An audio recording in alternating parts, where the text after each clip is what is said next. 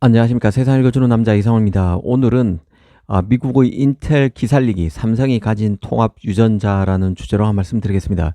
최근 인텔의 길을 살려주는 소식이 많았습니다. 당장 그 미국이 대만 칩 생산의 절반을 미국에서 하라는 압박을 대만 정부에 넣었고, 대만 정부가 이를 거부했다는 소식이 있었습니다. TSMC의 대만에게 그 미국에서 칩 생산 포션을 50대 50으로 두라는 압박이었는데요. 이게 가능하지 않다는 것은 미국 정부가 더 잘 알 것입니다. 단지 이런 압박을 넣으면서 대만 생산 칩에 대한 페널티가 주어질 수 있고, 미국 팹리스로 하여금 미국 내 파운드리의 활용 가능성을 더 숙고하라는 무언의 압박을 노리는 전략으로 봅니다. 미국 정부로서는 대만과 중국의 양안 관계가 불안정해질수록 대만 내 그 파운드리 활용, 파운드리의 집중적인 의존에 따른 불안감이 커질 수밖에 없습니다. 가급적 TSMC의 팹을 미국 현지로 옮겨두는 게 현명한 대안이 되는 것이죠. 하지만 대만 정부로서는 TSMC의 그 미국 현지 팹 건설이 늘어날수록 실리콘 실드가 약해지는 것을 우려할 수밖에 없는 상황입니다. TSMC가 미국 애리조나에서 N노드를 만든다면 대만에서는 M-1 노드, 그러니까 N노드보다는 M-1이 더 최첨단 노드죠. 이 M-1 노드로 칩을 생산할 것이라는 발표가 예전에 나왔는데요. 이것도 결국은 대만 내 TSMC 시설을 미국으로 자꾸 이전하는 데 따른 불안감, 국민의 불안감을 누그러뜨리기 위한 선언이었습니다. 사실 이 얘기를 다시 꺼낸 이유는 인텔과 삼성 때문인데요. 미국 정부는 미국 팹리스의 TSMC 의존도를 낮추길 바랍니다. 그 대안은 현실적으로 삼성과 인텔밖에 없는데요. 인텔의 경우는 최첨단 노드가 불안하지만 미국 정부의 뒷배를 바탕으로 재기를 노리고 있는 입장입니다. 미국 정부의 일대 주주 등극, 그리고 소프트뱅크의 인텔 투자, 그리고 엔비디아의 인텔 투자 등이 모두 미국 내 유일한 파운드리인 인텔을 살리기 위한 프로젝트에 따른 움직임으로 볼 수 있을 것인데요.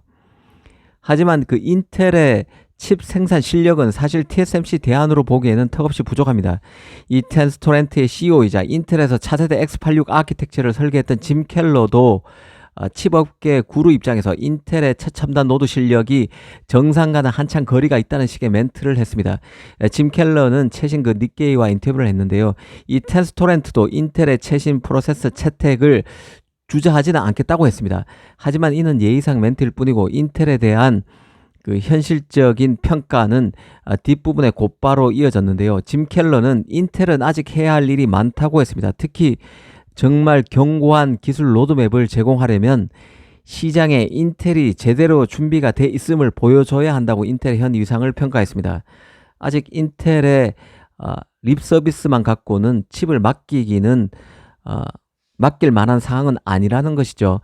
짐 켈러는 텐스토렌트의 그 2나노 칩 생산과 관련해서 TSMC, 일본의 라피더스, 삼성과 이야기하고 있다고 말하면서도 인텔은 따로 언급하지 않았습니다. 한마디로 인텔의 최첨단 노드 실력을 낮게 본 것인데요.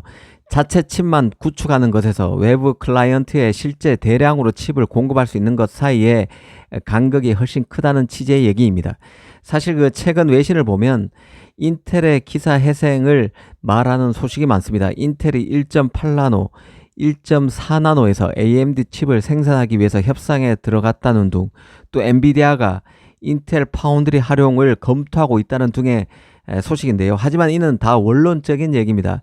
미국 현지 칩 생산을 늘리려면 인텔이라는 지렛대가 필요하고, 그런 차원에서 미국의 팹리스들도 미국 정부를 의식해서 이런저런 얘기를 흘리고 있다는 생각입니다. 사실 그 TSMC에 대안은 현재로선 삼성이 유일한데요. 적어도 인텔은 TSMC 대안이 아니기 때문에 남는 파운드리는 삼성 하나밖에 없습니다. 미국 매체들은 마치 파운드리 시장에서 삼성이 TSMC, 인텔에 이은 제3의 옵션으로 전락한 듯한 표현을 내놓고 있지만 삼성이 TSMC의 유일한 대안이라는 얘기입니다.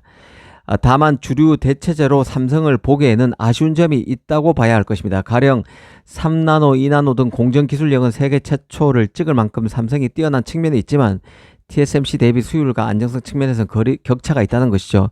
특히 생태계 측면에서 봐도 TSMC에 딸리는 게 삼성의 현 위상입니다. 애플, AMD, 엔비디아, 미디어텍과 같은 팹리스는 TSMC 설계 생태계에 완전히 맞춰져 있는 상태입니다. 삼성의 경우는 EDA 툴이나 IP, 디자인 인프라가 다르기 때문에 팹리스 입장에선 삼성으로 파운드리를 옮길 경우 재설계 비용 등이 발생할 수밖에 없는 상황입니다. 삼성이 텍사스 테일러에 대규모 투자를 하고 있지만 그래도 과제는 개편인 것이죠. 삼성이 한국 기업이기 때문에 미국 정부로서는 삼성을 완전한 정치적 우군으로 분류하기는 어렵습니다. 삼성 파운드리가 필요한 자원임에도 핵심 자산은 그래도 인텔로 본다는 뜻입니다. 삼성 입장에서는 이런 장벽을 넘어야 비즈니스 확대가 가능해질 것입니다. 실제 테슬라가 삼성 2나노를 선택했고 많은 스타트업과 IBM과 같은 기업들도 삼성 2나노를 논의하고 있습니다. 2나노 수율이 안정적으로 나오고 AMD, 엔비디아, 퀄컴 같은 대형 팹리스 중에 한두 곳만 삼성이 확보할 수 있다면 삼성은 단숨에 TSMC를 견제할 1순위 파운드리로 올라설 저력이 있다는 생각입니다. 이렇게 되면 TSMC 다음의 두 번째 소스가 아니라 전략적으로 병행 투자해야만 하는 플랫폼으로 삼성 파운드리가 자리매김할 수 있게 될 것입니다. 삼성으로서는 특히 2나노 공정에서 안정적 수율 확보가 하급한데요. 지금 얘기가 나오는 50% 수율을 넘어서 70%를 찍어야 합니다. 테일러에서 2나노 라인의 조기 양산에 성공해서 미국 정부의 신뢰를 얻을 필요도 있습니다. 테슬라 칩 생산을 통해서 메이드 인 USA 레이블을 확보하면 엔비디아, AMD, 구글, 퀄컴 등의 테스 칩 수주도 한결 용이해질 수 있습니다.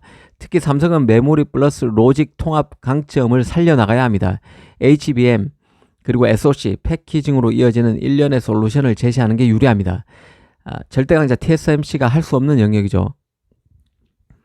이 무엇보다 엔비디아의 TSMC 독점으로 수주 가격과 리드 타임에 대한 팹리스 불만이 커질 수밖에 없습니다.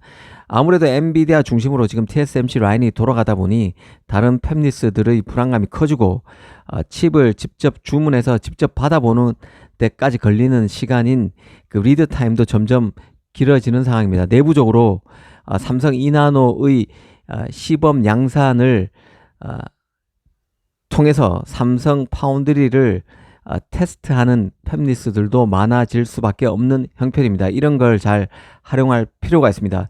삼성 입장에서는 앞서 말씀드린 HBM 그리고 로직, 패키징 융합 솔루션이 무기가 될 수 있습니다. 테일러에서 테슬라 칩을 수주한 것도